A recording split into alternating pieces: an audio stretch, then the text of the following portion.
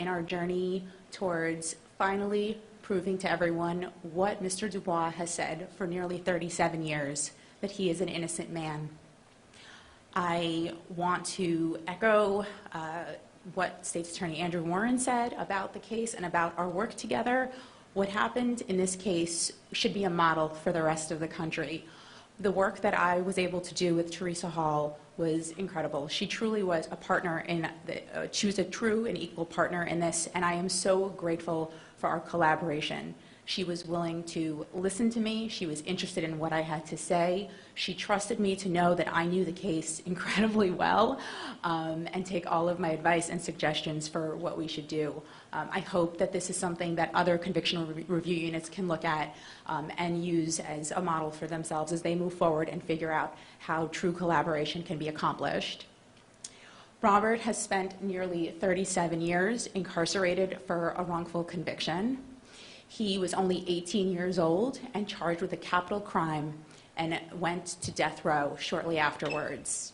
Today is just the beginning for him, and we look forward to seeing him fully exonerated. Thank you.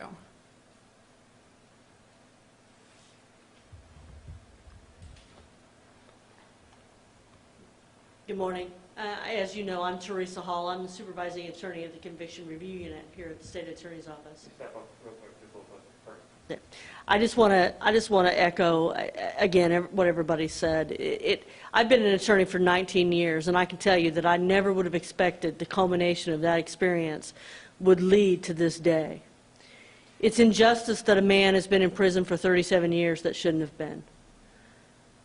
But luckily, we have created this unit. We're committed to justice. Mr. Warren saw this all the way back into 2016 as a must-have for this office. When I was interviewed, I expressed my desire to be a part of this team, and I congratulate the work that we have done here as a group.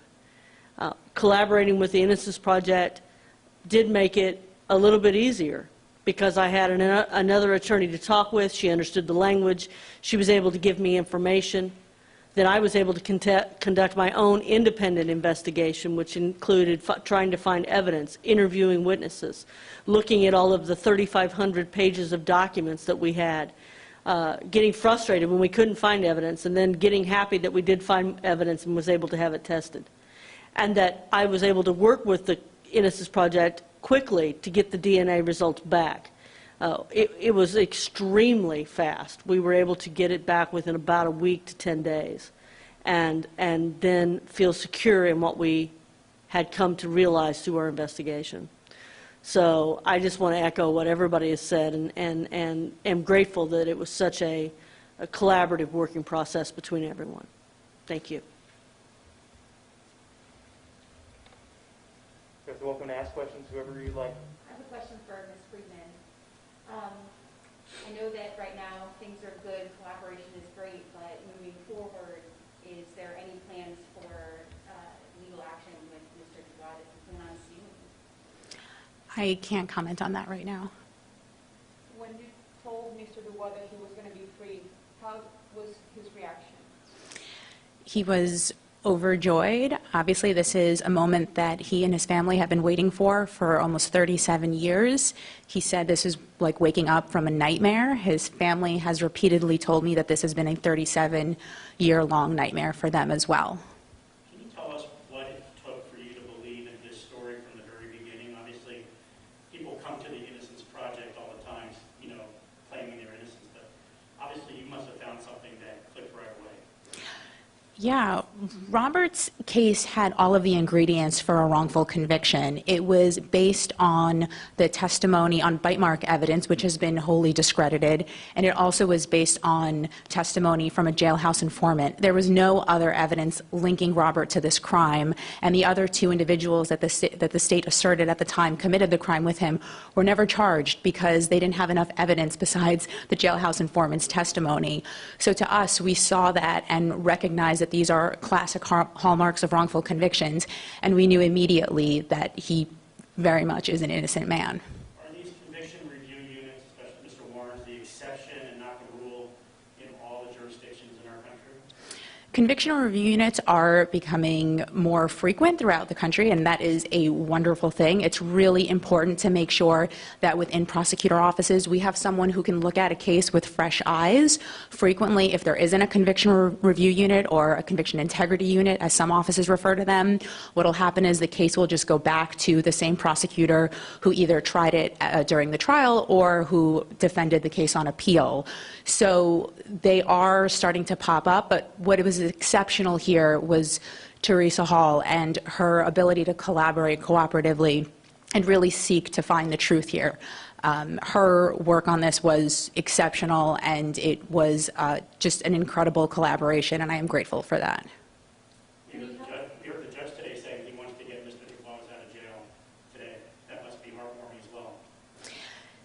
Yeah, Mr. Dubois, Robert has been waiting for this for a long time. I am eager to meet his family, to see them today, and to meet them at the facility where we hope he will be released shortly.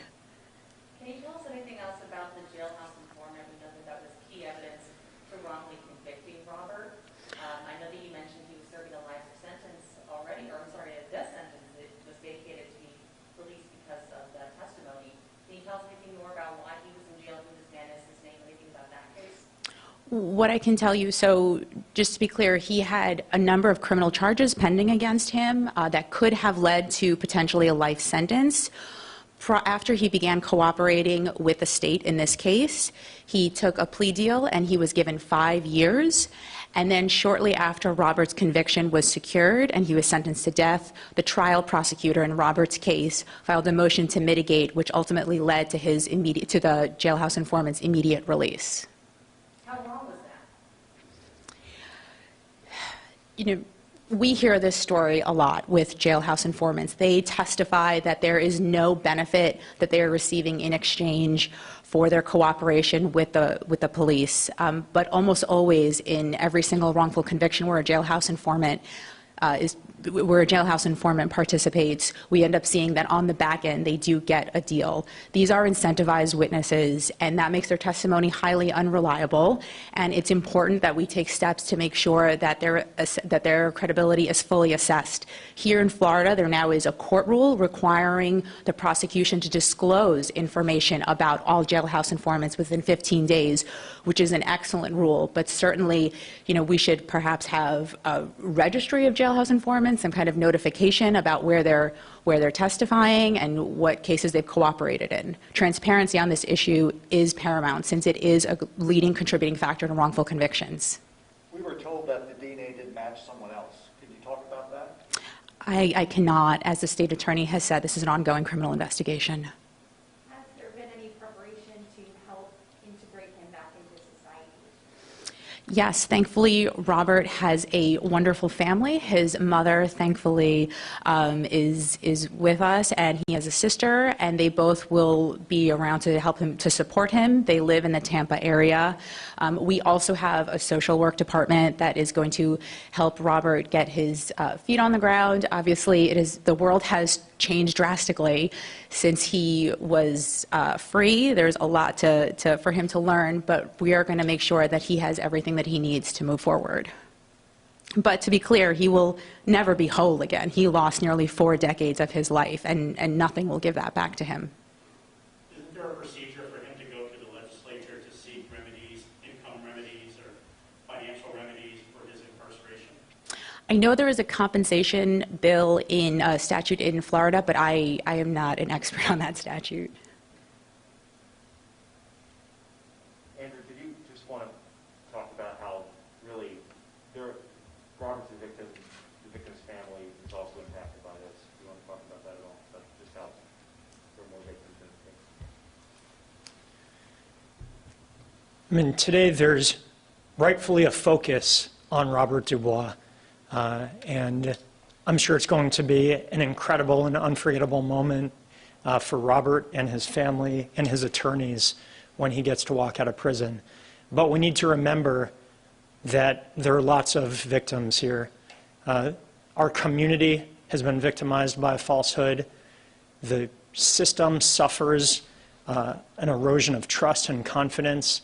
And most significantly, the victim's family, as I've said before, they were sold a bill of goods on this. They were told a story that was not true. They were given a false sense of closure about what happened.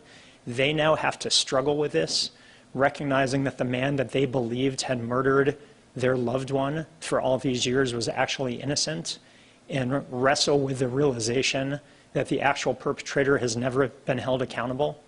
That's what our mission is with a conviction review unit, to make sure that we identify and fix the wrongful convictions. We go after the person who actually committed the crime. We try to make everybody as whole as possible when you have such an egregious mistake like this. If I'm not mistaken, your predecessor was a prosecutor all those years ago. How much blame does he hold in this? We're still evaluating what led to the wrongful conviction here. Our goal at this point was, once we realized we had an innocent man, was to move as quickly as possible to get him out of prison and to start investigating who actually committed this crime. There will be time for us to go back and look to see how the mistake happened and what steps we can do to mitigate it from happening in the future. Everyone, thank you for being here. What happens next? I mean, you have to go through the steps of exoneration now, correct? So this morning, the court set a hearing, September 14th, I believe, to do the full post-conviction review hearing. That at that time we can present all the evidence necessary to fully exonerate Mr. Dubois. His counsel, as well as our attorney, will be working together to prepare those papers to get everything ready for the court so that he can be fully exonerated and have his conviction vacated. Guys, thank you so much. I appreciate it. I'll do my best to keep everybody posted on